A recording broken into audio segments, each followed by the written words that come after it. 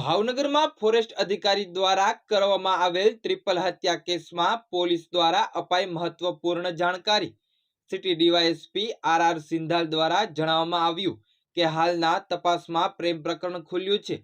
Remand દરમિયાન આરોપી શૈલેષ ખાંભલિયાએ કબૂલ કર્યું તેમને અન્ય કોઈ મહિલા સાથે પ્રેમ હતો। હાલ પોલીસ દ્વારા તમામ દિશા તરફ તપાસ હાથ ધરવામાં આવી છે।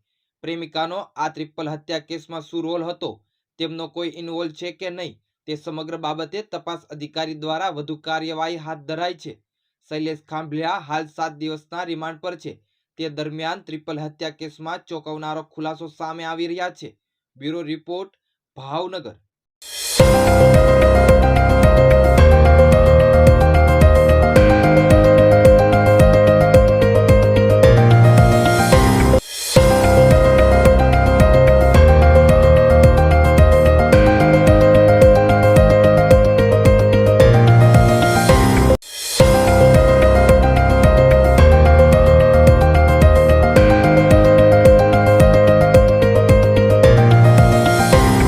યાદ છે ને તમે